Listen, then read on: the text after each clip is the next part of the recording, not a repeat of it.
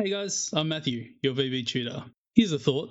You've built an amazing looking workbook with some custom fonts, and you want to send it off to your boss.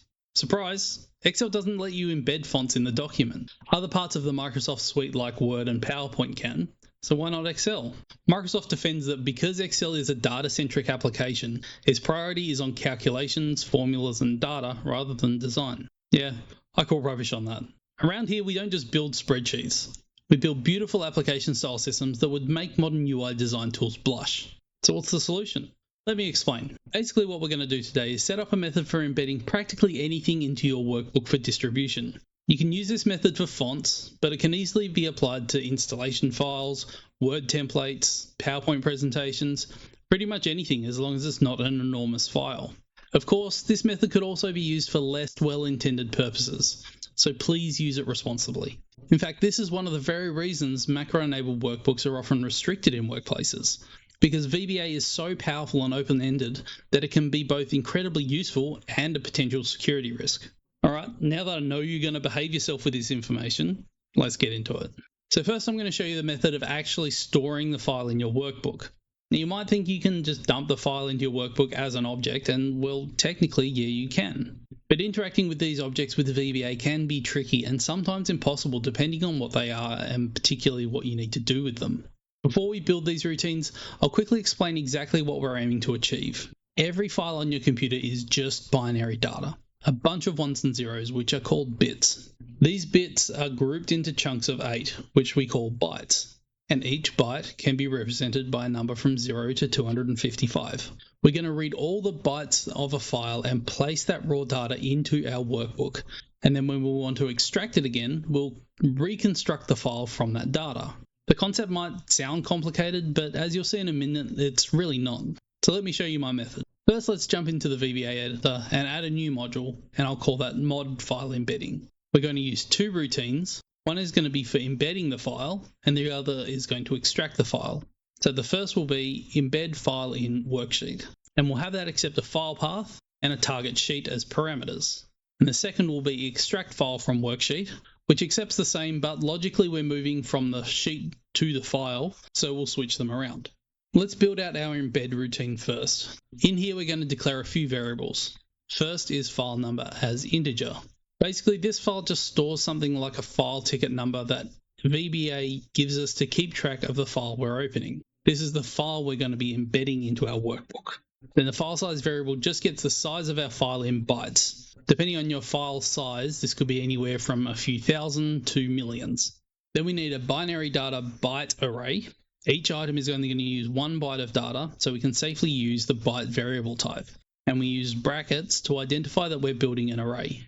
And we'll need a data array as a variant.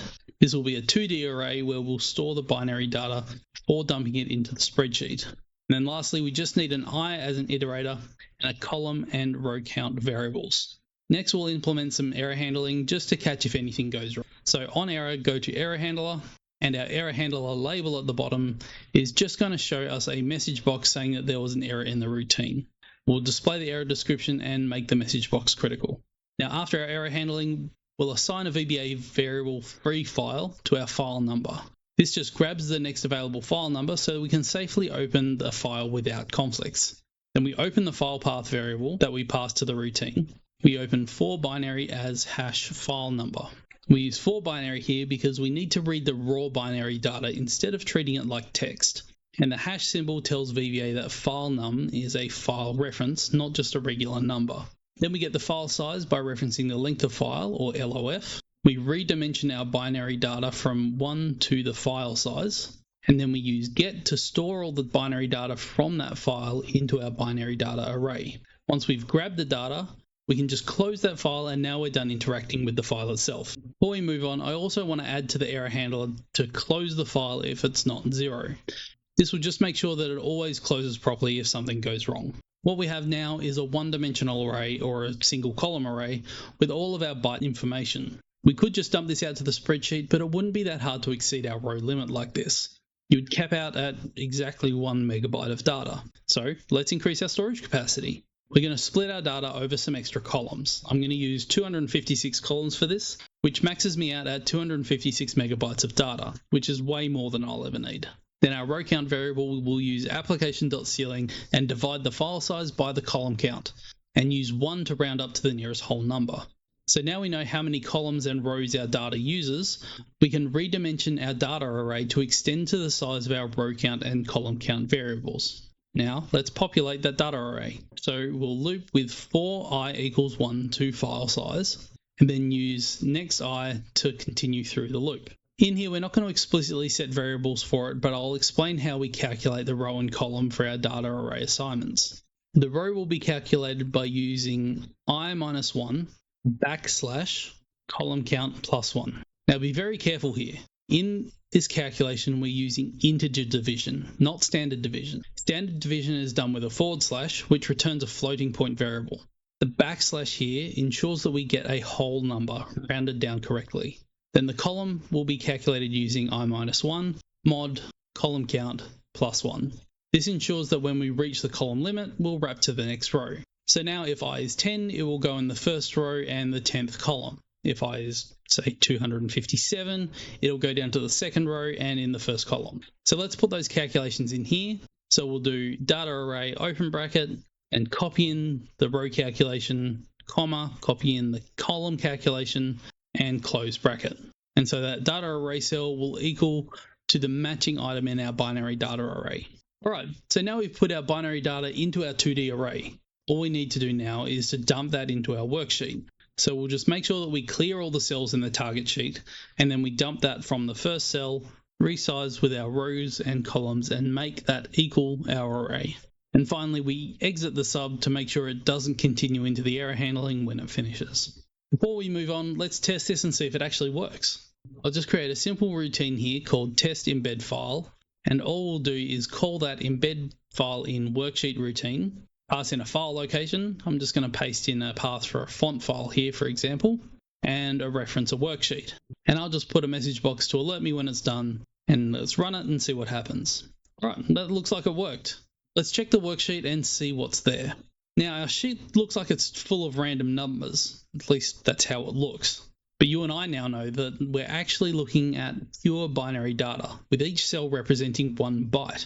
Interestingly, if we go to the properties of the font file, you can see that it has 394,140 bytes. If we highlight all the cells in our sheet with Control A, you can see down here that we've populated exactly 394,140 cells. Pretty cool, huh? That random data is actually our font file in binary form. It's worth pointing out that storing files within your workbook this way obviously increases the size of the Excel file itself. So don't just store everything in here just because you can. You can mitigate this a little by making sure you save the file as a binary workbook, which does still allow macros, by the way. So we've stored the data into our worksheet, but when we want to extract that data back into a file, how do we do that? Let's jump back into the code and look at our other routine we started. Now, you'll see a lot of similarities here, but you'll probably notice we're working in the opposite direction, which makes sense, right? In here, we'll declare all the same variables as before and do error handling in the same way. Then we'll fill our data array with the data from the worksheet. We'll just reference the first cell and use current region.value to get all of the data. Then we'll make sure that we actually have some data, so we'll check the data array is empty, and if it is, we'll raise an error.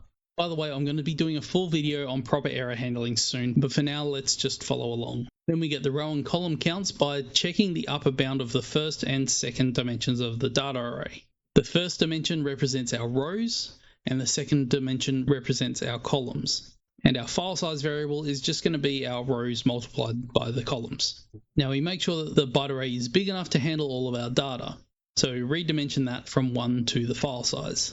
Then we iteratively loop from 1 to the file size variable, and we basically do the reverse of what we did before. I'm just going to copy this down from our embedding routine and switch the sides so that we're now filling our byte array with our data array variables. At this point, our byte array is fully loaded, so we can create the file. To do this, we set the file number to the free file number as we did before. Now, this may seem weird that we're opening a file that doesn't exist yet, but that's fine. When we use open file path for binary, Excel creates the file on the fly. So we'll open file path for binary. Now here we also include access write to ensure that we're writing to the file, and then as file number. We place that byte array into the file using put, and the 1 here just represents the starting position in the file where the data will be written. Then we close the file and finally exit the sub before it runs into the error handling. And now we can just test our file extraction to make sure it works. So I'll make another new routine for test extract file. That's just going to call extract file from worksheet. We're extracting from sheet 1 and we want to put the file in the same folder, but I'll just call it something slightly different. And we should see if we run that, we now have the new file in the directory ready to use. That just about sums up how to embed and extract a file in your workbook. But let's make it actually useful. I have an example here of a font module which embeds a file into the workbook and installs it when you open the workbook. Up the top, we declare the add font resource function from the Windows GDI library so that we can easily add the font to the computer. First, it checks if the sheet with the data exists, because as you'll see further down, we want to delete the sheet once it's installed so we don't have all this useless data lying around. So I check that, then I check if the font is already installed. If it is, then we can remove the worksheet with the binary data on it.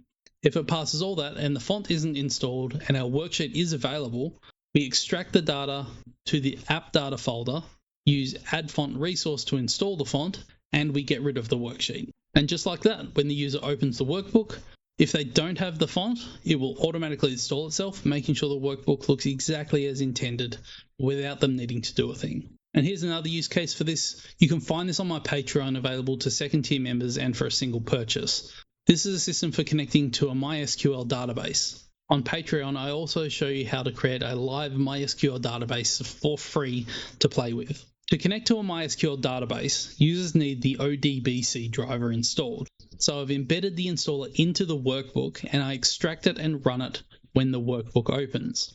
This is a really cool concept and I love tinkering with this kind of stuff. So if you'd like to see more of this kind of thing, just let me know.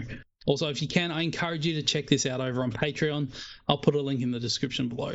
And that's it. If you followed along, you should now have a worksheet full of random numbers and a copy of the same file you started with. Well done. Plus, you've now got a deeper understanding of how files are actually structured at a binary level. If you enjoyed this video, hit like, subscribe, and share. Even if your friends and family have zero interest in this kind of thing, it really helps the channel grow. If you can think of creative ways to use this method, drop a comment. I'd love to hear your ideas. Remember to use it responsibly. As always, thank you for watching. This is your VB Tutor, signing out.